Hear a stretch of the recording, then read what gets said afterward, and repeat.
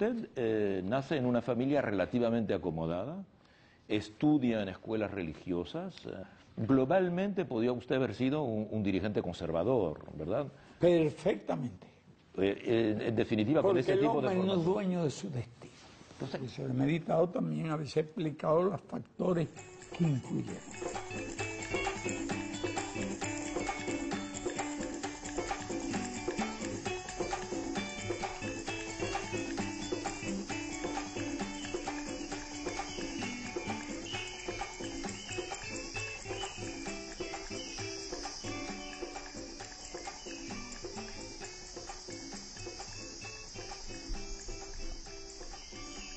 Mi padre no era relativamente pudiente, más bien podría decir que era muy pudiente.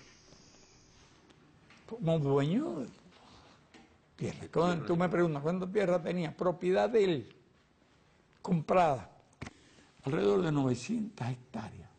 está bien. De él, propiedad de él.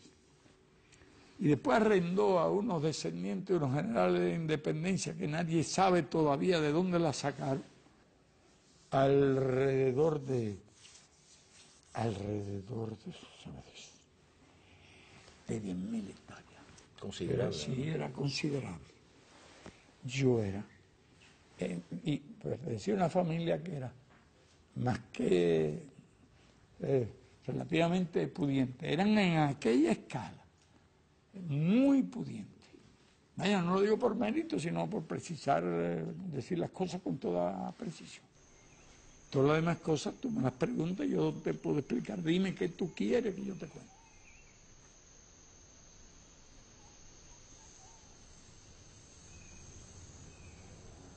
¿Qué otra cosa influyó mucho? Un privilegio y una suerte.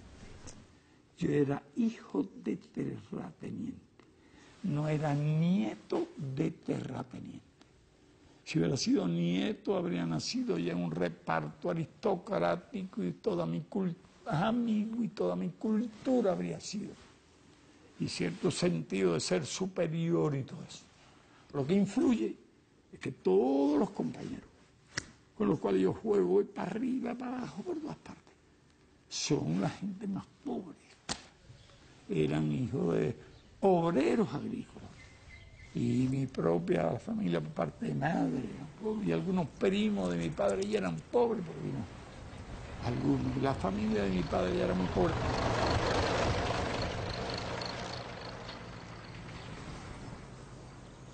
Debo señalar que mi padre era de origen español, gallego. ¿Usted, por ejemplo, recuerda si su papá estaba preocupado por la guerra de España o hablaba de la guerra de España? Allí había dos fracciones.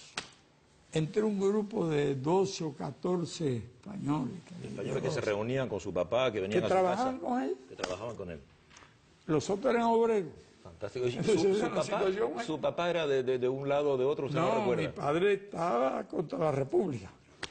Pero más o menos a la mitad, yo creo que era casi mayoría los que estaban españoles allí, en la posición. Pero te hablo de 10, a lo cual estaba el telegrafista republicano a matarse, que hacía de vez en cuando jugaban dominó entre ellos. Hacían la guerra con el dominó. Simpatizantes se había dividido aquella. Pero por eso yo me acuerdo de la Guerra Civil Española. Como si todos los principales combates. La toma de Málaga, sí, Sevilla. Madrid sitiado, la paliza que le dieron a los soldados de Mussolini en Guadalajara. Y además, bueno, cuando avanzaban aquellos y cuando los republicanos avanzan y toman Teruel, y cuando viene la contraofensiva y Mola y toda aquella gente. Claro que después uno ha leído muchos libros, claro, pero las cosas que yo te estoy contando de cosas de esa que época. Yo sabía. ¿Ese interés por la guerra de España tiene una influencia en usted, siendo tan pequeño? Sí, de ese tipo internacional, pero a todos los muchachos les gustan todos los episodios de guerra. También me gustaban las películas del oeste. Y además las tomaba en serio. Aquel piñazo que le lanzaba al otro del lado allá de la barra, aquel botella rojiza de whisky, de todo eso de detalle, me recuerdo A los revólveres aquellos nunca se le acababan las balas, nada más cuando convenía que se acabaran las balas, no había ametralladores, aquello tiro y se colgaban de un árbol, porque los muchachos son muy adictos a todo lo que es guerra y violencia, todo. Serán muy pocos los que no lo sean. Y bueno, yo estaba leyendo de una guerra, que me iba a imaginar yo todo lo que vendría después.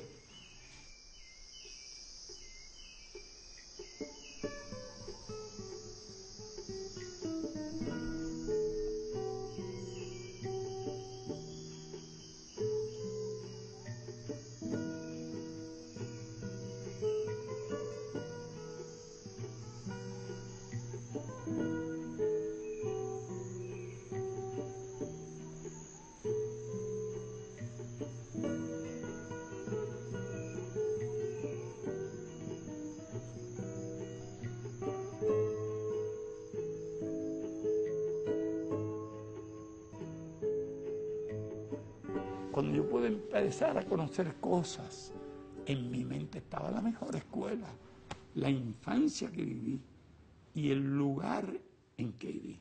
Y por eso lo defino así. Vivo allí, los barracones de los haitianos, yo estaba de acá rato, hasta me regañaban porque me iba a comer maíz tostado allí. Gente muy modesta, muy humilde. Toda esa gente eran los compañeros, los amigos, yo no era una cultura burguesa. Porque bueno, hay historias largas, yo te va a interesar mucho Sí, me interesa. de algunas cosas. Cuando llegue la hora, si quieres, te cuento. Pero te añado esto, de elementos que a mi juicio, me han tenido que hacer la misma pregunta. ¿Qué me hizo revolucionario? ¿Qué factores influyeron en mi vida a pesar de todo aquello? Y a pesar de que los muchachos son egoístas. Y que los muchachos son vanidosos también, que un poco de conciencia tienen de su posición social.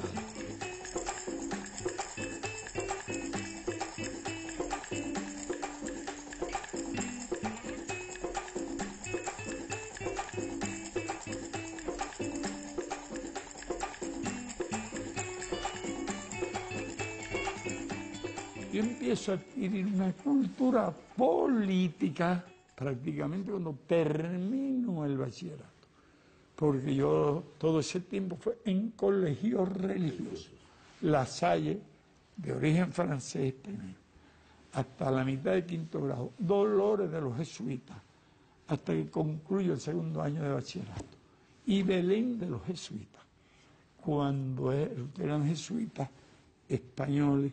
Los jesuitas tienen además una concepción de la organización. Es una buena escuela, en definitiva, para un revolucionario también. A mí me fue útil. Gente de disciplina, los jesuitas, y gente de carácter, gente de preparación. Me ayudaron también. Debo decirlo, porque ellos sí estimularon que yo era excursionista y me gustaba escalar montañas. A veces quedaba la guagua 4 horas. Pues yo estaba escalando una montaña. Me iba solo, me iba con otro y me tenía que escalar 4 horas. Nunca tuve ninguna bronca. Esa es la historia. Cuando yo llego allí, llego analfabeto político a la universidad. Llego hasta ahí, a la universidad donde empiezo mi aprendizaje político. Pero que me conducían a partir de mis concepciones a la idea de la toma revolucionaria del poder. Clarísimas las ideas.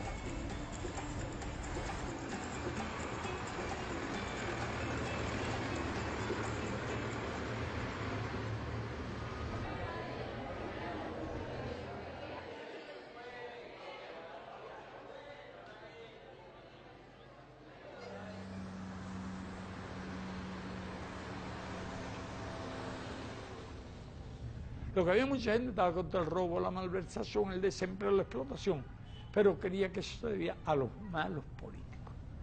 No podían identificar el sistema que ocasionaba todo eso. Y yo tenía la convicción que si traían del cielo un arcángel, el más experto, y lo ponían a gobernar la República de Cuba, y traía la honradez administrativa, entonces se podían escribir un poco más de escuela, no se roban el dinero de la salud pública, pero el desempleo, la pobreza, la falta de tierra, todas las calamidades aquellas, el arcángel no podía resolverlo.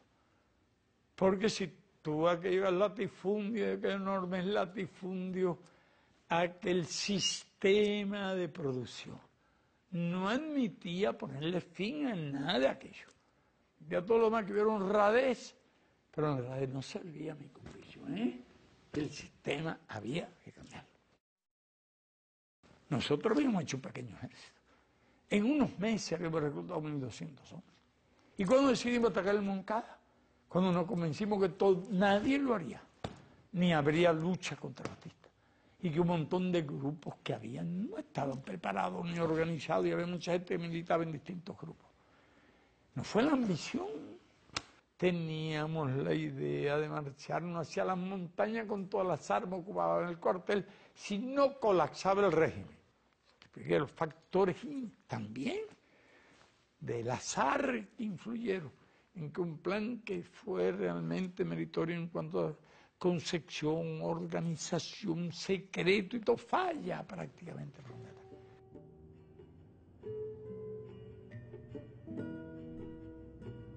Es un fracaso, el asalto fracasa, ¿verdad? Y se traduce por la muerte de muchos compañeros de usted, la tortura, la cárcel para usted. Por ello, que si a mí me preguntaran hoy qué habría sido mejor, yo hablaría de una fórmula alternativa.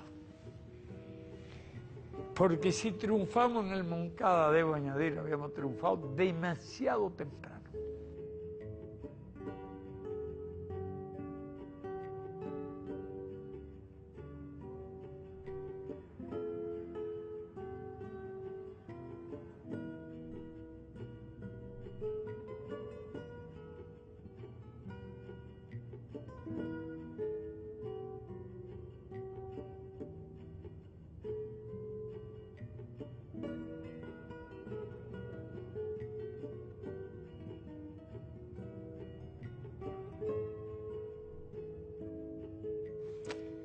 Era la época de Stalin, y Stalin no era Khrushchev. Nosotros ni pensábamos en URSS ni nada de eso, eso vino después. Nosotros lo que queríamos que la soberanía existía, que era un derecho real y respetado después de una guerra que costó 50 millones de muertos. Bueno, sí, queríamos eso, y queríamos que se respetaría nuestro derecho. Era una revolución que no era todavía socialista, pero era la antesala de una revolución socialista. Para entenderlo hay que leer la defensa. El folleto conocido por la historia me absolverá, y están los elementos de la antesala de un régimen socialista que no tenían que venir después, inmediato, ni mucho menos. Pero ya eran nuestras ideas.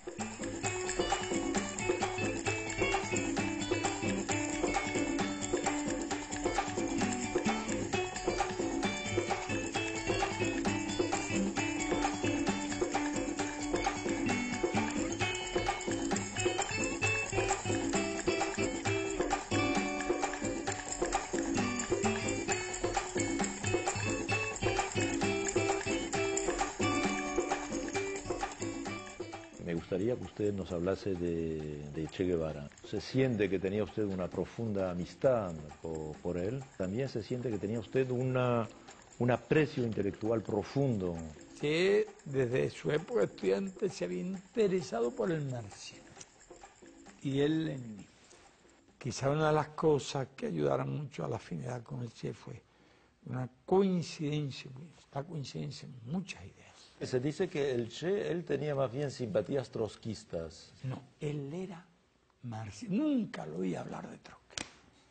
Él defendía a Marx y defendía a Lenin, y no atacaba a Stalin, pero bueno, él nunca lo oí hablar realmente. Él era leninista, sí. Entonces, ¿usted se da cuenta que él es diferente cuando lo encuentra por primera vez? Se ve que él tiene otra formación. No, cuando yo llego ya, entonces que yo lo conozco. Él mismo cuenta que se hizo en una noche. conversé con él. Y él, bueno, pues, quien ha vivido toda esa experiencia, ¿visto? Entonces sabe lo que hicimos, lo que sabemos, lo estamos planeando. ¿Y cuáles son nuestras ideas que están en la historia mía Exolverá? Está totalmente de acuerdo. Él sabía también en ese movimiento había pequeña burguesía y había de todo. Pero estaba feliz. Y se enrola de inmediato. Él se inscribe en la aventura. Una sola cosa me dice. Fidel, una cosa yo te voy a decir. Te voy a dar premonición. Yo lo único que quiero es que cuando triunfe la revolución en Cuba, por razones de Estado, ustedes no me prohíban ir a la Argentina a hacer la revolución. En su país. Sí, en su país. Y después yo tuve que hacer un esfuerzo y preservarlo, porque si lo dejaba hacer lo que quería hacer, lo matan. Entonces yo, cuando ya se iban destacando algunos, cada vez que hacía falta un voluntario para una misión difícil, porque había algo, una sorpresa, unas armas que podía aparecer, el primero del Che. Era voluntario él. Era para el primer voluntario para cualquier misión difícil. Pero además a veces proponía cosas. No. Porque era demasiado peligroso. No, porque tú mandas un hombre una emboscada, una segunda, una tercera, y a la cuarta, a la quinta, a la sexta, no te ocupes, es como Caro Cruz. En un combate de una escuadra o dos, muere.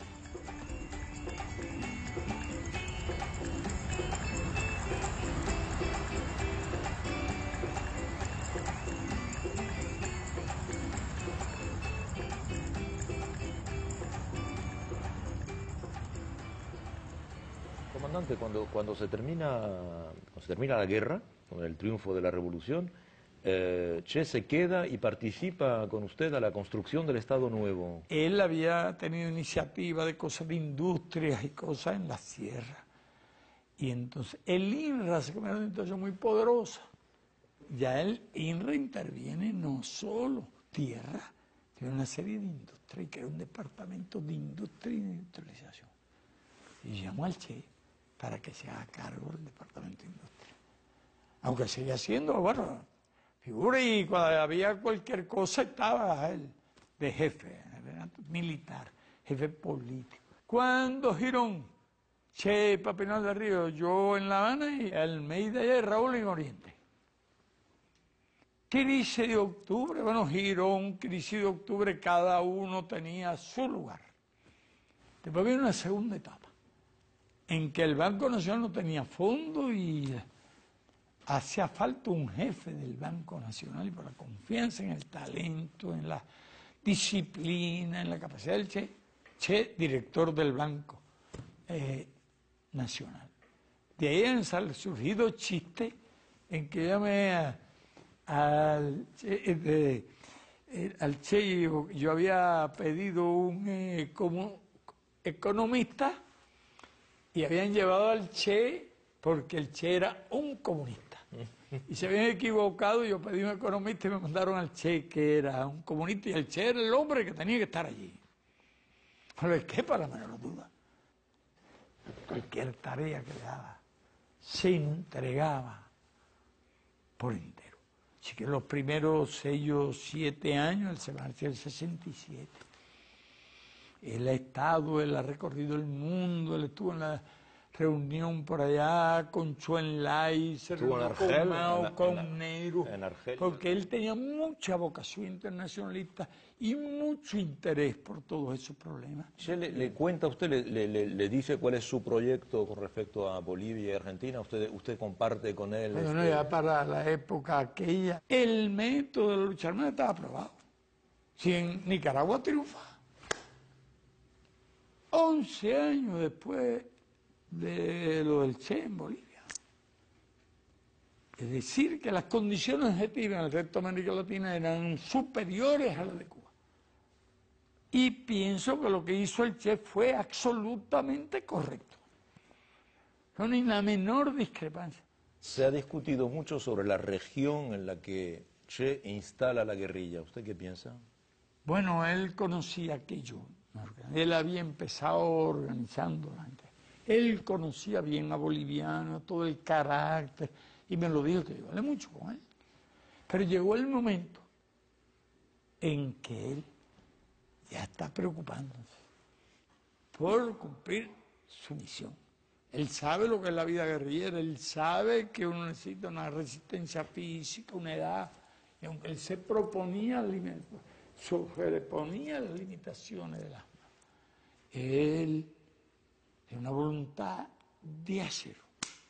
Ese Che es un jefe estratégico, debe ir para allá. Cuando ya esté desarrollada una fuerza, y él está impaciente, entonces, pero allí no estaban preparadas las condiciones. ¿Cómo explica usted la muerte del Che y la...? Él mismo cuenta en el diario que llega a una tienda y dice, vamos precedidos por Radio Bemba. Todo el mundo nos está esperando. Pero él sigue. Ya por el mediodía una aldea está vacía. Aldea vacía es señal de cosas extrañas de una fuerza. Y era esa frena ahora, continúa su marcha en pleno día. Un momento, una tropa, una compañía allí que está viendo todo. Y es cuando cae allí en una zona sumamente difícil, donde combate y resiste hasta el momento que una bala le liquida el fusil. Le traba, Che, no era hombre que pudiera caer prisionero. ¿Usted piensa que él se hubiese, por ejemplo, inmolado? Pero es que él no tiene alternativa. Le está combatiendo lo que tiene que hacer. Cuando nos dimos que llega la noticia de la muerte comprobada, también nosotros. Después llegó el diario, no sabe lo que vale, para conocer todo lo ocurrido. Su idea, su imagen, su entereza, su ejemplo.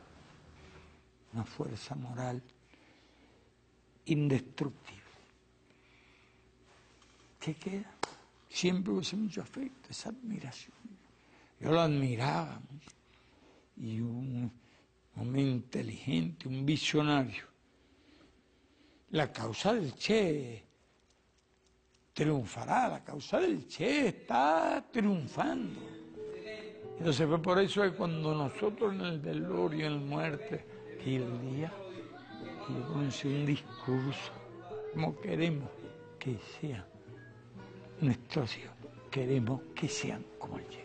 Ahora sí, la historia tendrá que contar con los pobres de América, con los explotados y vilipendiados de América Latina, que han decidido empezar a escribir ellos mismos para siempre su historia. Y esa ola de estremecido rencor, de justicia reclamada, de derecho pisoteado que se empieza a levantar por entre las tierras de Latinoamérica, esa ola ya no parará más.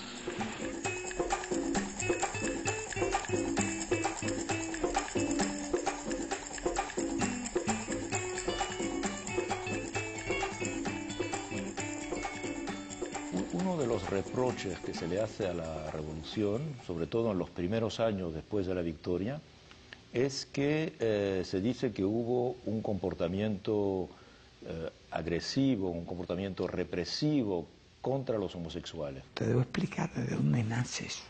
En la defensa del país. Para defender el país. En un momento dado. Fue tal el volumen de la fuerza que necesitaban cientos de miles de hombres. Pero tú que nuestro adversario era nada más y nada menos que Estados Unidos. Eso ya afortunadamente se había hecho la campaña contra el analfabetismo. Se continuaban los planes de seguimiento. Había escuelas en todas partes. Y en un momento del 62 había 42.000 soldados soviéticos. Cuando ellos tenían 42.000 soldados soviéticos, nosotros teníamos 300.000 hombres sobre las armas. Y en aquellos tiempos, mujeres, ni pensar en que fuera. Hizo una unidad de mujeres en la sierra. Demostramos que las mujeres podían ser tan buenos soldados como los hombres, para citarte un ejemplo. Eso me costó luchar contra el machismo. Y al triunfo de la revolución, esta etapa de que te estamos hablando, era el elemento machismo estaba muy presente. Y ideas generalizadas prácticamente relacionadas con la presencia de los homosexuales en las unidades militares. Era un aspecto del machismo. Era ¿no? una cultura que pasaba igual que con las mujeres, porque un machismo fue heredado. Y lo sabemos muy bien cómo se heredó todo eso y fue cultivado en la sociedad capitalista. Es una herencia que nosotros éramos bastante ignorantes.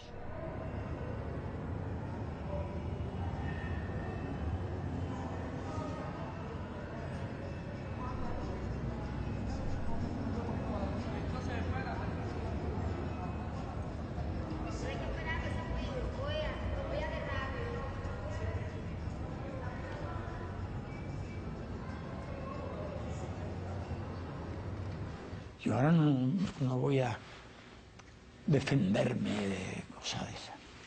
La parte de responsabilidad que me corresponda, la asumo. Ahora, no tenía, ciertamente, comprendía, yo tenía otros conceptos con relación a ese problema. Con el transcurso de los años, una población mucho más culta, más preparada, iba superando esos prejuicios.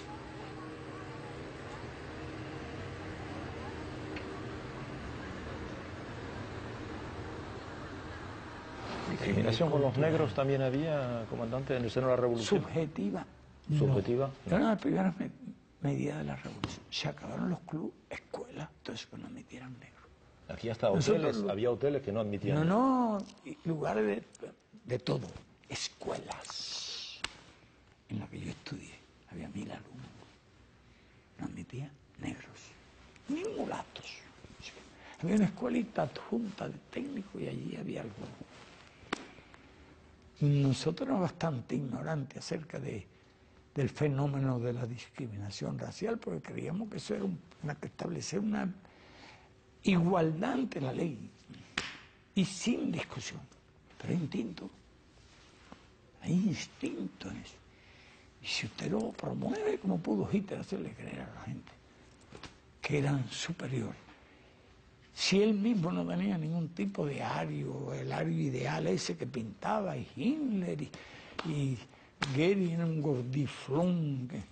Bueno, yo no sé dónde sacaban muchos de aquellos líderes, eran el prototipo de raza.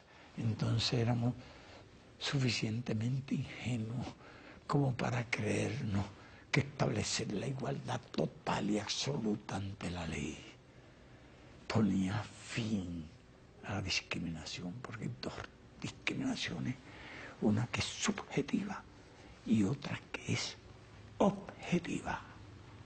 Después de eso no aprendemos. ¿Usted hoy está satisfecho de la situación, por ejemplo, de los negros en Cuba? Sí, podemos criticarnos lo que hemos tardado en descubrir, pero lo descubrimos. Y es muy subyacente lo que puede haber. Realmente ya en la gente que tiene una cultura y gente que ha vivido muchos años de revolución, realmente se desapareció subjetivamente. Pero habíamos logrado a través del comportamiento de la población negra, a través de su adhesión a la revolución. Era de los sectores más pobres, eran los más apoyados a la revolución.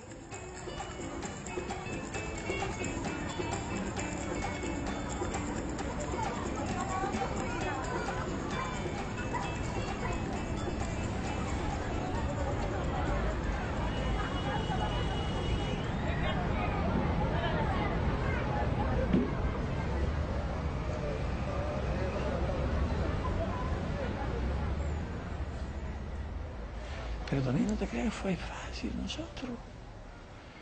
En un principio la bronca que se suscitara un conflicto entre revolución y algunas fuerzas religiosas condujo al partido al extremismo de no admitir creyentes dentro del partido. Y Estados Unidos se sabe que trató de utilizar también y de crear oposición religiosa, presentar la imagen de una revolución contra la religión. Es una revolución radical profunda, esta yo la califico así, y lo puedo justificar y demostrar, donde no hubo un solo sacerdote fusilado.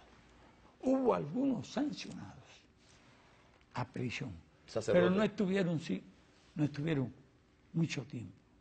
Y no creo que costó poco trabajo. Y años yo defendiendo el criterio de que habría que abrir las puertas a la religioso. Yo me convierto en María programador de que el cambio revolucionario del mundo necesitaba la unión de marxistas y cristianos. Sostuve esas ideas y cada vez las sostengo más.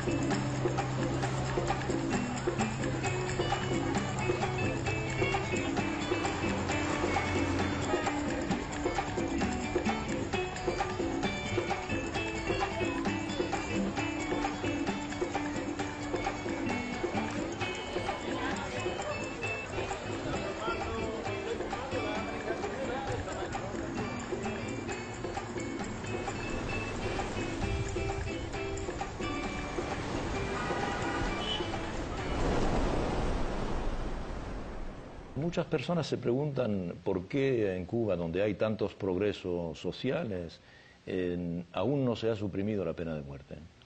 Nos cuestionamos nosotros la pena de muerte cuando nos hicimos revolucionarios, o cuando luchamos, o cuando triunfa la revolución. No nos cuestionamos, realmente. Nos las cuestionamos cuando aquellos años de invasiones, guerra sucia, atentados. No, ciertamente no nos las cuestionamos. No es que fuéramos felices por tener que aplicar la pena de muerte, pero mirábamos desde ese ángulo de una cuestión de vida o muerte. Y también partimos de ciertos criterios que se le daban en los procesos revolucionarios por lo general.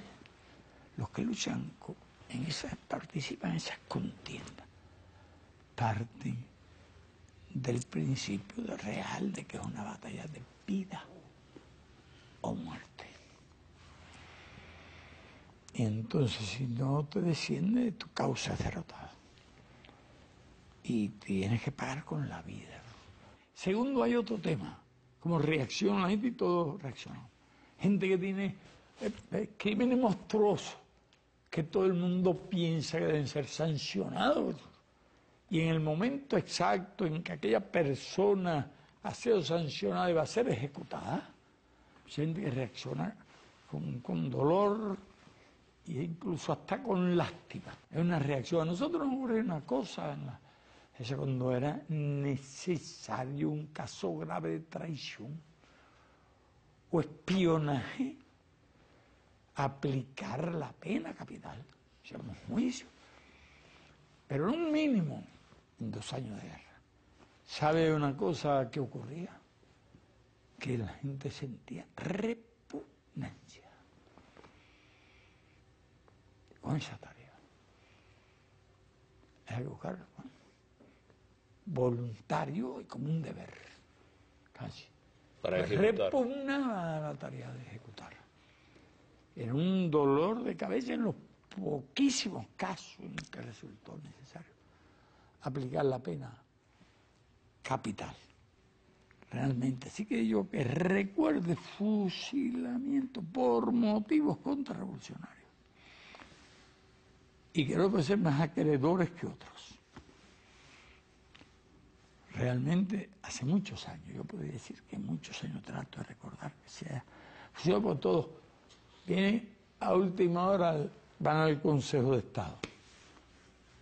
Hay un recurso de oficio al Consejo de Estado a discutir. Ninguno de esos que ha puesto bomba. están sancionados y algunos también están sancionados, pero no han sido ejecutados. ¿Han sido Es decir, condenados a la pena de muerte? Han sido condenados a la pena de muerte. Pero no han sido ejecutados. No, no han sido ejecutados. Pero también fue quedando para los delitos más horrendos. Ahí también hay problemas de opinión. Ha quedado fundamentalmente, sin que haya dejado de existir como ley. Esto no implica una renuncia, porque usted no sabe qué cosa bárbara puede hacerse. Este país, si le vuelan un avión, gente arriba, no aceptaría una amnistía, ni un indulto. De la ley no lo hemos sacado. De facto no se ha utilizado, pero no se renuncia. No creo que estemos viviendo en un mundo. Bueno, los europeos no están bloqueados, ni le están poniendo bombas todos los días. Yo no sé lo que hicieron cuando tenían algunos grupos como las Brigadas Rojas, que he oído algunas historias de hechos que ocurrieron. A algunos de los miembros de las Brigadas Rojas. También he oído de hablar de algunas personas ejecutadas en el exterior, como en el caso, por ejemplo, de los vascos. ¿Usted se refiere a algunas decenas? Usted se refiere a los GAL, por ejemplo, porque sí. en España no hay pena de muerte, entonces bueno, no se aplica no hay pena de muerte, pero ha ocurrido lo que nunca hemos hecho nosotros, que es ejecutar a alguien.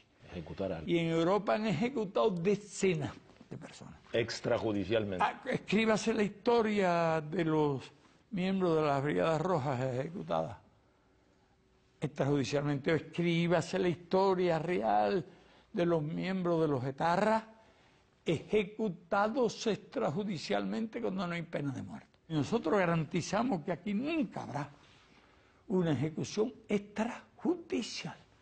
Aquí nunca habrá tortura. Pueden preguntarle a esos que pusieron esas bombas si ellos dijeron alguna palabra va a ser tortura. Ahora, con relación a los delitos comunes, estuvieron aplicándose hasta el mes de mayo del año 2000.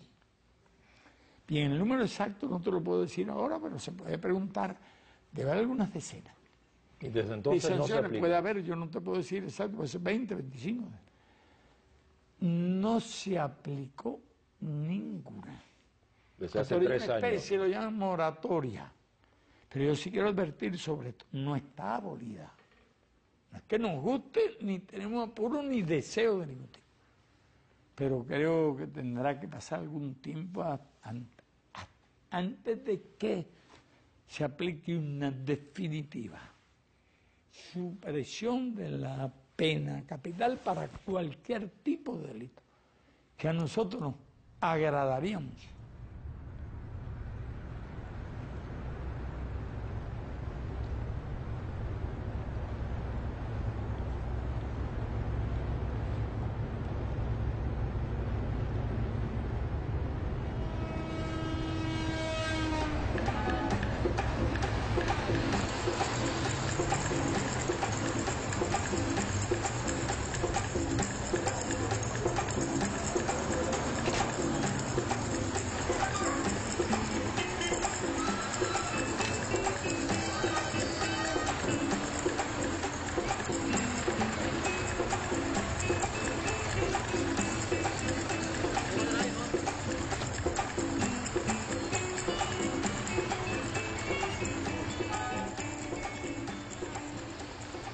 La Comisión Cubana de Derechos Humanos ha publicado un documento en enero de este año en el que dice que aún hay 223 disidentes en las cárceles de Cuba.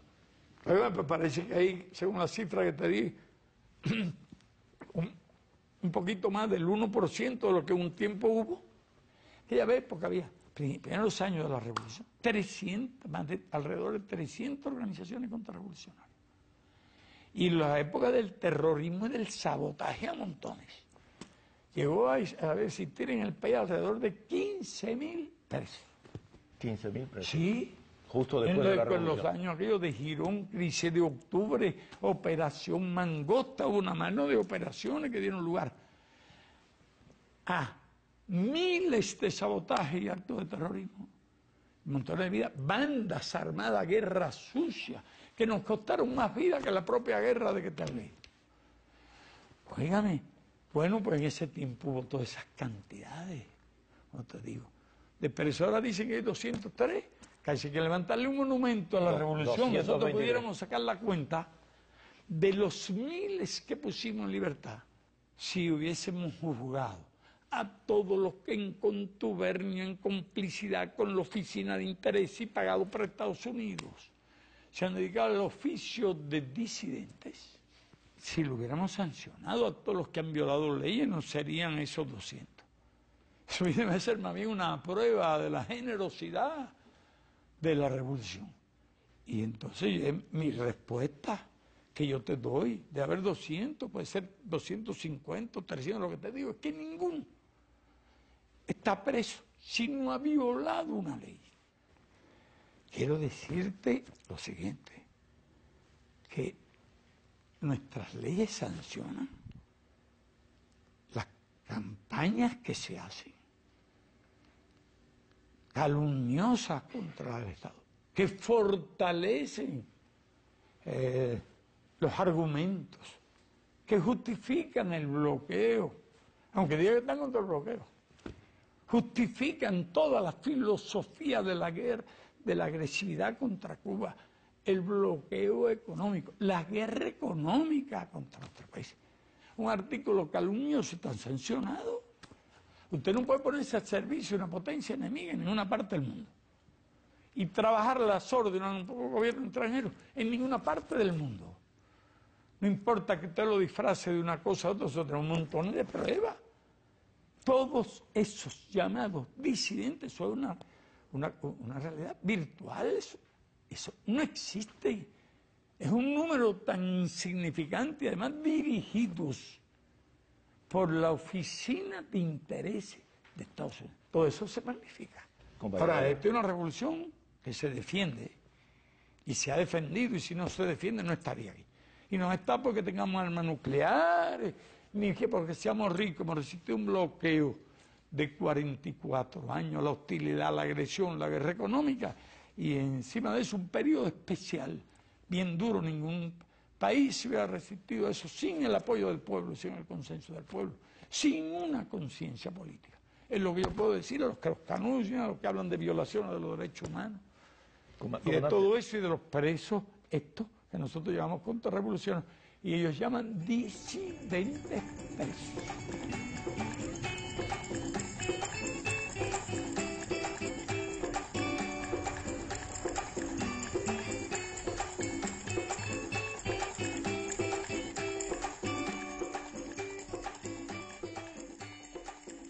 Usted en varios de sus discursos y de sus entrevistas ha abordado un tema que muchos consideraban que era tabú.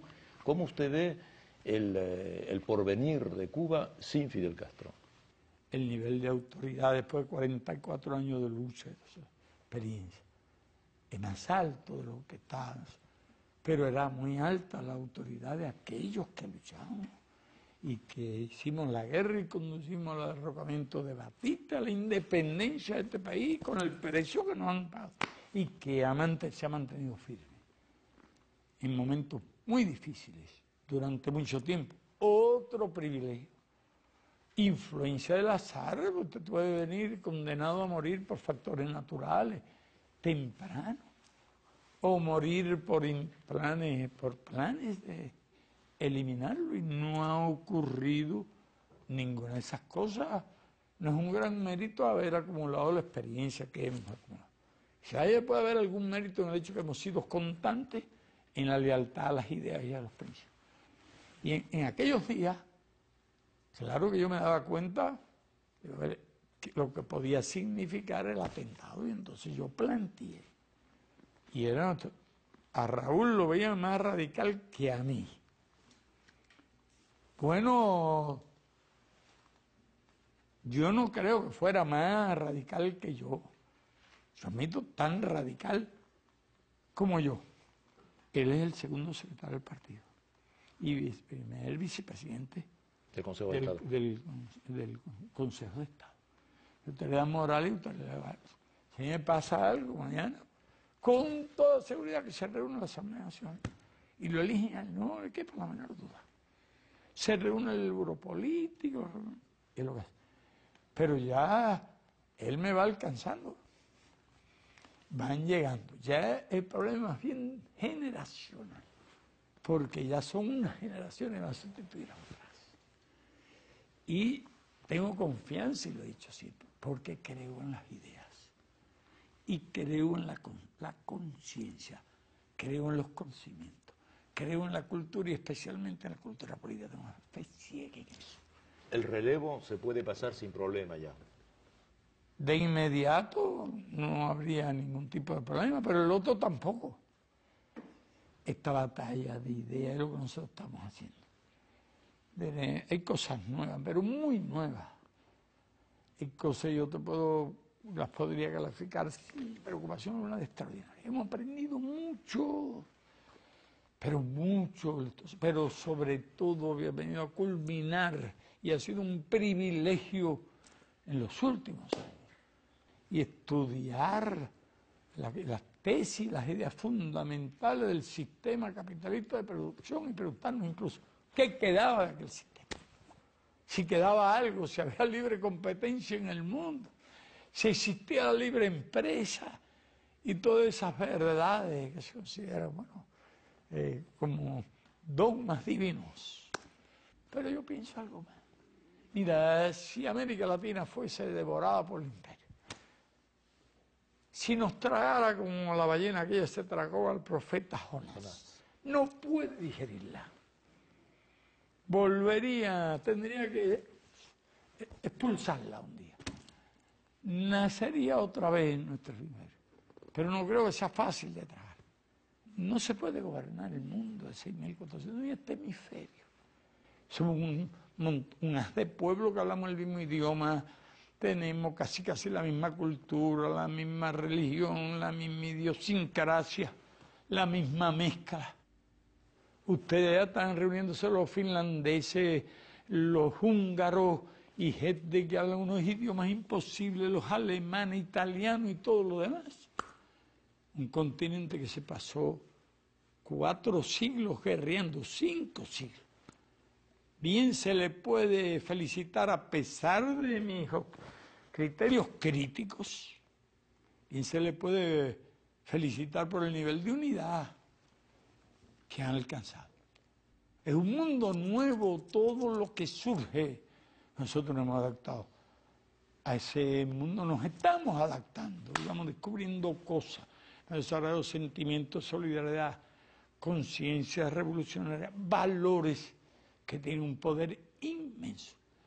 Y entonces yo puedo decir, y no deja de ser una cosa por lo menos digna de curiosidad, que cuando enormes potencias, cuando tantas cosas se destruyeron, este país bloqueado, y todavía sin haber salido del país, comparte, ayuda, forma por miles profesionales universitarios. Viviremos del capital humano. Con ese capital humano podemos ayudar a muchos. Con nuestra experiencia podemos ayudar a muchos. Y con esa experiencia podemos ayudarnos a nosotros mismos. Vivimos la mejor época de nuestra historia y de más esperanza de todo. Y tú lo ves ya en todas partes. A este país, fíjate lo que te voy a decir. Vendrán más personas a ver el desarrollo social de este país, las cosas sociales de este país, que a las playas de Cuba. Es cierto, es correcto, y yo estaría dispuesto a aceptar la crítica de que cometimos algunos errores de idealismo. Quizás quisimos ir demasiado rápido, quizás subestimamos fuerzas de los hábitos.